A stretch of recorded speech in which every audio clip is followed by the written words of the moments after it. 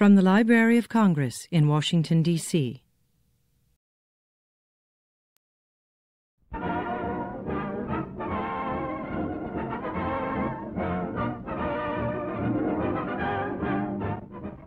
All American News brings you our people's contribution to America and freedom.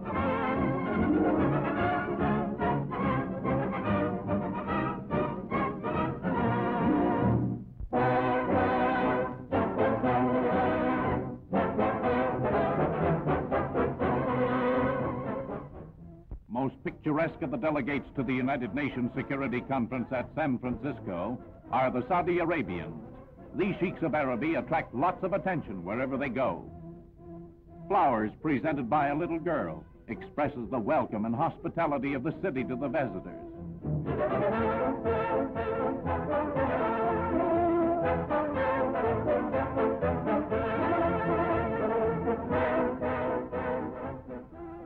This delegation is visiting the San Francisco Zoo as a respite from the arduous sessions of the conference.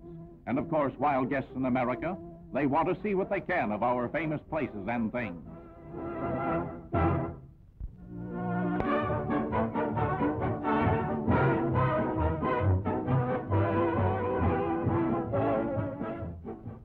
Chicago Stockyards workers. Mayor Kelly opens the PEP session. This CIO group pledged their faith in world security. Paul Robeson, noted Negro actor, appearing in Othello. Robeson, too, addressed the crowd, as did other civic and labor leaders of the area.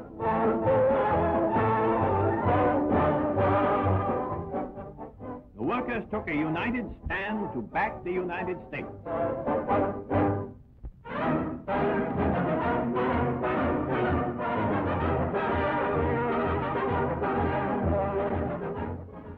Nazi troops under fanatical leaders determined to continue the bitter fight despite the onslaught of Yank troops and in the face of assured defeat.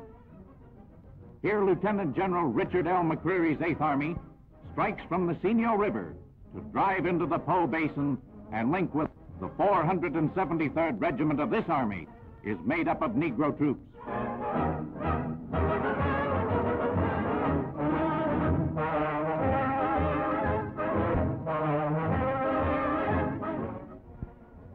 All escape routes are being blocked.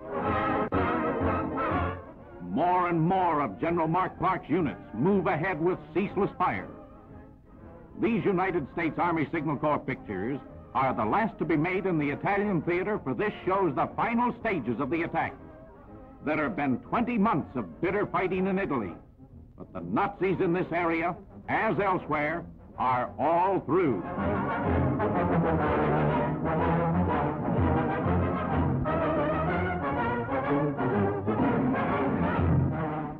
The Yanks move in, along with troops of our allies. The war is over in Italy. It's over for the Nazis, brought to unconditional surrender.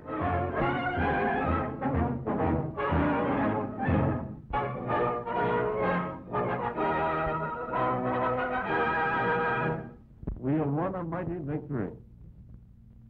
As we pay solemn tribute to those who have died, we thank the God who has blessed our cause to this present triumph, and pray for his continued help until the task is done. The German nation, uniting science and industry to the cause of degenerate barbarism, turned their full power to the conquest of the world. Their vile ambitions are shattered, but they must be watched lest they again poison civilization.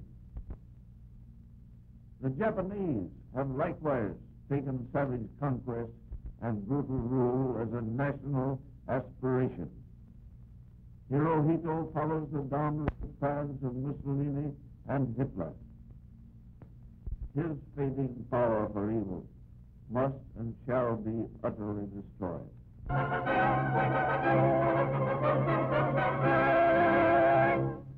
As the destruction of the forces of the Axis in Europe is completed, I extend my warmest congratulations and personal thanks to the leaders, the soldiers, and all of you whose indomitable spirit have made this historic victory possible. I deplore with you the absence of those who gave their lives on our behalf. Unfortunately, the conclusion of the European battle does not establish the peace for which we have been fighting. The bitter struggle is now in progress in the Pacific. Veterans who have been long overseas and have suffered the hazards and hardships of many battles should be saved further sacrifices, and others must move onward in an overwhelming flood. The destruction of the German army now makes it possible to deploy mighty forces to crush our remaining enemies. The transfer of troops, planes, and supplies to the Pacific will be carried out with the utmost speed to return long-term veterans and to secure an early and final victory. This has been a presentation of the Library of Congress. Visit us at loc.gov.